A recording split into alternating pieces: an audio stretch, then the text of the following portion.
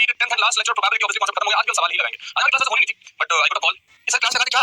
मैंने क्लास लगा दे, कहां लगा दे? सर होता है बैच में। क्या बोल रहा है कि two cards are drawn successively. Successively का मतलब क्या होता है? एक के बाद एक, है ना? सक्सेसिवली का मतलब होता है एक के बाद एक। शायरी होता तो मजा आता। चलो तुमने सुनाया है शायरी, आपको पता सुनाएंगे, ध्यान नहीं, मैं फिर सुना दूं। अच्छा पूछ रहे थे मेरे से, ठीक है, इस बार अभी क्लास स्टार्ट करेंगे। सक्सेसिवली का मतलब होता है एक के बाद एक। पहले आपने निकाला, उसको बाहर रख दिया, फिर दूसरा आपने निकाला, ठीक है? Well shuffled type of card probability of having two aces. यहां पे विदाउट रिप्लेसमेंट वर्ड भी यूज हुआ है। मतलब फर्स्ट कार्ड एस होने की प्रोबेबिलिटी क्या है? फर्स्ट एस की प्रोबेबिलिटी क्या? टोटल कितने कार्ड्स होते हैं मेरे भाई? टोटल कितने एसेस होते हैं? भैया 4 के होते हैं। तो पहले वाले केस में हो जाएगा 4/52। दूसरा भी एस आए, इस बात की क्या प्रोबेबिलिटी? अभी बात बताइए, यहां पे वर्ड लिखा विदाउट रिप्लेसमेंट। विदाउट रिप्लेसमेंट का क्या मतलब है? विदाउट रिप्लेसमेंट का मतलब ये है बबुआ कि आपने जो कार्ड निकाला है वो आप बाहर छोड़ के जा रहे हैं, अब अंदर नहीं डाल रहे उसको वापस से, ठीक है?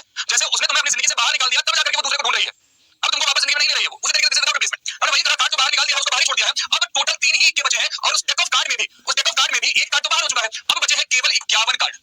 अब क्या बचे हैं? केवल 51 कार्ड। तो फाइनल आंसर क्या हो जाएगा? काम पूरा कब होगा? इसी तरीके से सोचेंगे आप भी। काम पूरा कब होगा? काम पूरा तब होगा जब ये दोनों काम हो जाए, जब ये दोनों हो जाए, ठीक है? इसका मतलब हमें यहां पे प्रोडक्ट करना पड़ेगा। तो 4/50 क्या बोला गया है? Throw of 2 dice. कितने डाइस थ्रो किए गए होगा? 2 डाइस थ्रो किए गए। तो कार्डिनल के सैंपल स्पेस कितना हो जाएगा? हम एनएस की बात करें तो जाहिर सी बात है 2 डाइस थ्रो किए गए तो 36। 2 डाइस थ्रो किए तो 36, राइट? अब जरा ये बात बताइए कि 5 कहां-कहां अपीयर करेगा? सवाल से पूछा गया था कि 5 will never appear on any of the dice. तो हम इसको अपोजिट लिख देते हैं कि 5 कहां-कहां अपीयर कर रहा है, ठीक है? 5 कहां-कहां अपीयर कर रहा है? जैसे 1-5, 2-5, 3-5, 4-5, 5-5, 6-5। उसके अलावा 5-1, 5-2, 5-3, 5-4, 5-5 ऑलरेडी रिटन है तो 5-6। अभी ये वो टोटल केसेस हैं, ये वो टोटल केसेस जहां पे कम से कम एक डाइस पे तो 5 आ ही रहा है, राइट? कम से कम एक डाइस पे तो 5 आ ही रहा है। टोटल कितने केसेस होगा? 1 2 3 4 5 6 7 8 9 10 11। 1 2 3 4 5 6 7 8 9 10 11। हमारा आंसर क्या हो जाएगा? हमारा आंसर क्या हो जाएगा? 36 - 11 यानी कि 25। सिंपल। क्या डिफर करें?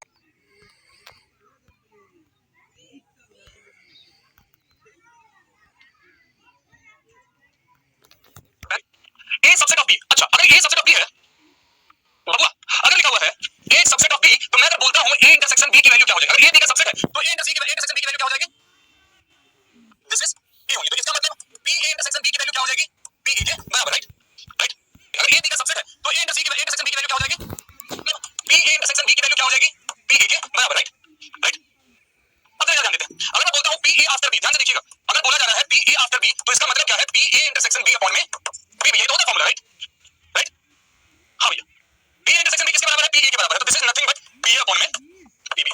पी ए अपॉन में P B. P A after B is equal to P upon में पी बी। बिल्कुल करेक्ट।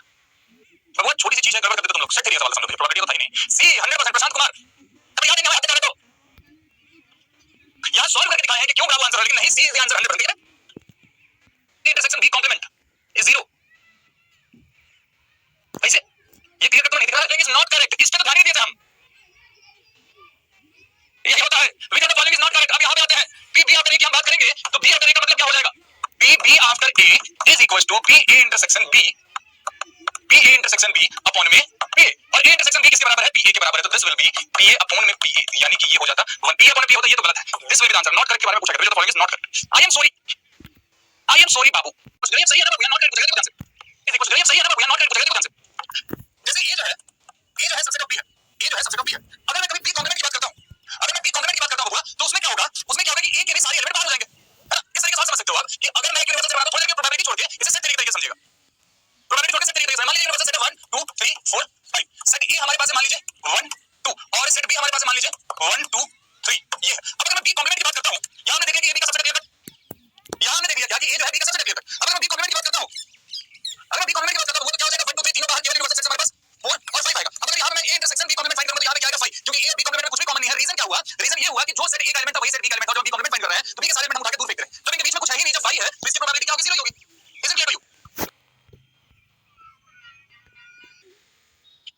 ठीक है, बिल्कुल ये समझ लेने वाली से लग रहा है, ए से लग रहा है तो बी से नहीं लग रहा है, और बी से लग रहा है तो ए से नहीं लग रहा है। आसान भाषा में हम बात करें तो हमसे ये बोला गया है P A intersection B complement plus P A complement intersection B. अब एक बात बताइए, यहां पे कहीं इंडिपेंडेंट तो नहीं लिखा हुआ? इंडिपेंडेंट बाबू, यहां पे कहीं इंडिपेंडेंट तो नहीं लिखा हुआ, लेकिन इंडिपेंडेंट क्यों? क्योंकि पहले वाले का निशाना सही लग रहा है कि नहीं लग रहा है, इससे दूसरे वाले कोई फर्क नहीं पड़ेगा, है ना? अगर पहले वाले का निशाना सही लग रहा है तब भी दूसरे वाले का निशाना लग सकता है कि नहीं लग सकता, मतलब दोनों में कुछ रिलेशन नहीं। इंडिपेंडेंट डिपेंडेंट है क्या? Independent dependent. इसका मतलब ये हो जाएगा P A into P B complement plus P A complement into P B. अगर हम पी ए की बात करते हैं मेरे भाई तो दिस इज 1/2, और पी बी कॉम्प्लीमेंट की बात करते हैं तो this is 2/3। P A complement की बात 1/2 और पी बी की वैल्यू 1/3। 6 2 1/6, 2 और 1 3 बड़े छोटे छोटे final value is 1/2 only. Answer 1/2 यार, अल्फा का आंसर बिल्कुल इजी।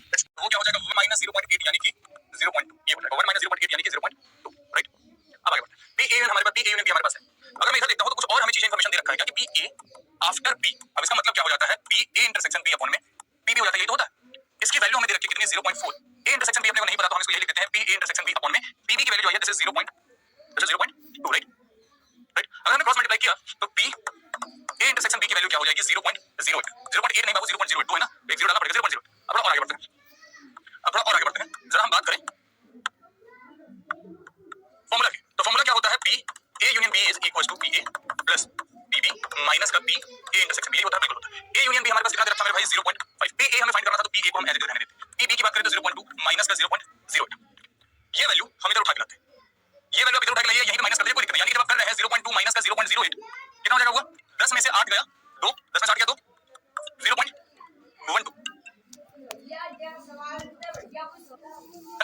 आंसर है जैसे 0.12। अब इधर बात करेंगे 0.5 is equal to P A plus 0.12। Left hand side में हमने करा तो पी ए की वैल्यू क्या हो जाएगी, 12। लेफ्ट हैंड साइड में प्लस 0.12, लेफ्ट हैंड साइड पागल, इधर प्लस का आएगा क्यों, 0.2 बड़ा आएगा, थे दिमाग चला, 0.2 बड़ा है, माइनस 0.08 छोटा है, इसलिए नहीं आएगा 0 पॉइंट, माइनस का साइन, प्लस का आएगा तो माइनस। पी ए की वैल्यू क्या हो जाएगी, 0.5 माइनस 0.12, करेक्ट। ये बड़ा कौन सा है, हम 0.2 हुए या 0.4, 0.5 ये बड़े होंगे इनते कंपेरिजन में। अगर 0.8 अगर हम 0.08 लगाओ, 0.07 लगाओ, 0.06 लगाओ, भी छोटे होंगे समझे। तो सब ऊपर किने रखा था बड़े भाई, तो बड़ा कौन सा है, 0.2 बड़ा है तो ऊपर 0.2 बड़ा लगाओ, नीचे कौन सा छोटा है भाई रखेंगे, 0.8 हुआ वो छोटा हो गया, 0.08 हुआ वो छोटा हो गया, समझो दिमाग चला करने। नेक्स्ट मिस्टेक करो, इसलिए मिस्टेक ऊपर रखा था 0.8 वाई मतलब बड़े है, नीचे रखा था छोटे है, 0.12 है, ये छोटा है तो जाकर नीचे जा रखेंगे ना, रखो है दिमाग चला, जम पे रखो, देख ऊपर रखो बड़ा हुआ, नीचे रखो छोटा हुआ, हर जगह देखिए जैसे करो। कौन सा छोटा, कौन सा 0.8 छोटा है, 0.08 छोटा है, 0.2 छोटा है, जहाँ में छोटा कौन सा, जहाँ में ज़्यादा पॉइंट ज़्यादा जीरो होंगे, 0.8 जी छोटो है, किनते 0.2 थे, तो साइन का को आवा, प्लस को आवा, माइनस को बता, प्लस को आवेगा दे, इतने जाओ तो माइनस जाओ, दिमाग नहीं चलाओ तुम तब कुत्ता। ये पीछे वाले क्वेश्चन की तरह दिमाग ला करके देख पहले से, तब बाद में बताऊंगा आंसर बेटे। ये पीछे वाले क्वेश्चन की तरह, B6P इफ 16P x बराबर तो x मतलब R।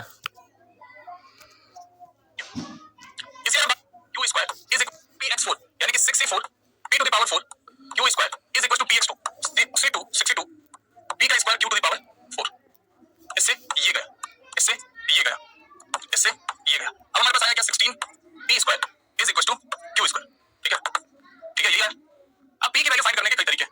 अगर हम रूट सॉल्व करते तो क्या हो जाएगा, 4p is equal to q। हम ये भी लिख सकते हैं, क्या कुछ वैल्यू p मांगी लेकिन, तो 4p is equal to 1 minus p, 5p is equal to 1, p is equal to 1/5।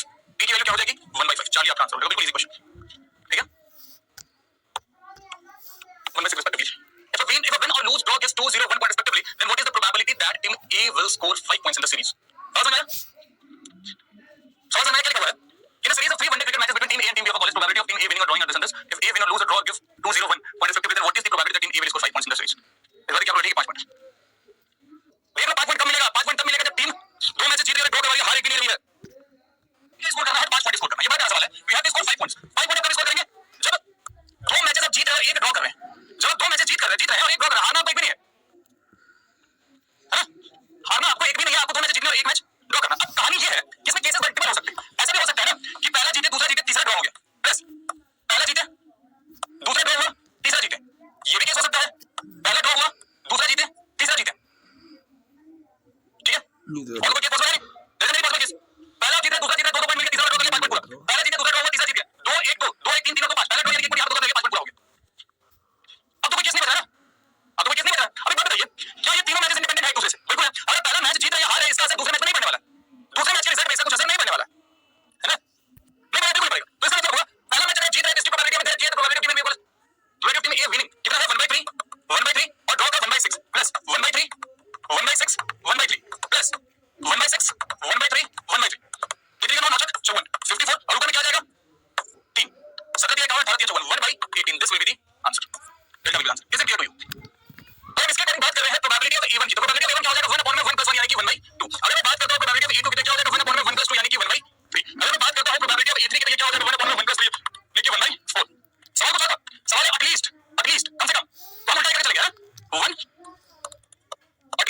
अपनी इवेंट की बात करिए, अगली इवेंट की बात करिए, तो हम ऐसे लिख सकते हैं 1 minus P A complement P, या फिर ए1 फॉर्म में है तो पी ए1 कॉम्प्लीमेंट पी ए2 कॉम्प्लीमेंट पी ए3 कॉम्प्लीमेंट, राइट। 1 माइनस पी ए1 कॉम्प्लीमेंट का मतलब हो गया 1/2, ये हो गया 1/3, ये हो गया 1/4। 1 माइनस करके 12 12 दूनी 24, 1 माइनस 1/24 यानी कि 23 अपॉन में 24, this will be the answer. अरे अच्छा, my bad, I made mistake, I made mistake, oh sorry. P ए1 की वैल्यू ये है तो पी ए1 कॉम्प्लीमेंट तो बिल्कुल अलग हो जाएगा ना। 1 माइनस ये तो सिंपली आपका 1/2 ही रहेगा, यहां पे 1/3 है, इसका कॉम्प्लीमेंट कितना हो जाएगा होगा 2/3, यहां पे 1/4 इसका कॉम्प्लीमेंट कितना हो जाएगा 3/4। 1 माइनस 12 12 दूनी 24, 3 दूनी 6, 24 माइनस 6 हमने किया कितना हो जाएगा 18 अपॉन में 24, 6 से 3 बार में 6 से 4 बार में, फाइनल वैल्यू इज मेरे भाई 3/4, दिस विल आंसर। कॉम्प्लीमेंट वाला मैंने लिखा छोड़ दिया। इवेंट इज नॉट अगर at least one of the three event is occur करेगा तो हमें लिखा नहीं, ना अकर कर रहा हो तो 1 माइनस कॉम्प्लीमेंट ही तो करेंगे, करना कर रहा हो इवेंट कर रहा हो A1 ना कर रहा हो A1 2 ना कर रहा हो, जाके कॉम्प्लीमेंट करो। देखो सिंपल सी बात ये है, A1 complement A2 complement A3 complement का मतलब क्या हुआ कि हमने ये फाइंड करा कि मुझसे एक भी इवेंट नहीं हो रहा है, और जब 1 माइनस एक भी इवेंट नहीं हो रहा है तो हमें क्या मिलेगा, कम से कम एक हो रहा है। नेगेटिव रूट सिखाया है ना, नेगेटिव रूट सिखाने का सिखाया है, बस वही चीज तो किया हमने इन सब कॉम्प्लीमेंट फाइंड किया। P1 कॉम्प्लीमेंट यानी कि 1 माइनस 1/2 P2 कॉम्प्लीमेंट 1 माइनस 1/3 यानी कि 2/3, P3 कॉम्प्लीमेंट 1 माइनस 1/4 यानी कि 3/4, बस ये करा। हम सीरियस तरीके से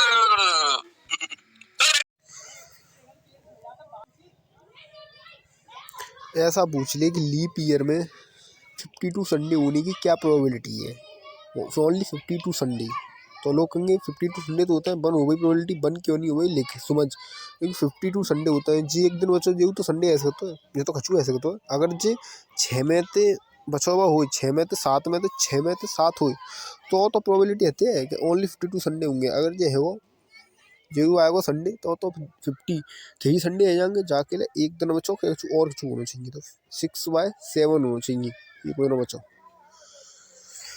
जी। लीप ईयर का चांस है, अगर लीप ईयर रहेगी तो वहाँ में कितनी संडे ना आए को चांस है, ओनली 52 संडे हर है। एक डे 52 बार तो हो गया कंफर्म है, ठीक है। बोल रहा है कि सिर्फ 52 संडे होना चाहिए, 53 संडे नहीं होना चाहिए। तो ये बचा 2 दिन, अगर इस 2 दिन में गलती से एक दिन संडे हो गया तो वो उस ईयर में तो 53 संडे हो जाएगा। तो 53 सिर्फ 52 संडे होने की क्या क्या कंडीशन है, ये जो एक्स्ट्रा दिन है इसमें संडे नहीं होना चाहिए। तो इसमें संडे कब नहीं हो रहा है, देखो यहाँ पे संडे नहीं हो रहा है, यहाँ संडे नहीं है, यहाँ पे संडे नहीं है, यहाँ नहीं है, इस 2 केस में संडे आ रहा है, देखो यहाँ भी संडे आ रहा है और यहाँ भी संडे आ रहा है, बाकी 5 केस में संडे नहीं आ रहा है, ठीक है। तो probability only 52 Sunday in leap year क्या हो जाएगा, ये हो जाएगा 5/7, ठीक है। और ये था probability of 52 Sunday in normal year था 6/7, और probability of 52 Sunday in leap year हो जाएगा 5/7, ठीक है। अब हम लोग देखते हैं 53 संडे का, 53 संडे इन नॉर्मल ईयर, ठीक है। तो नॉर्मल ईयर में वही अगेन 365 डेज होता है, इसको ब्रेक किया तो 52 वीक्स निकलेगा और एक दिन एक्स्ट्रा निकलेगा, ठीक है।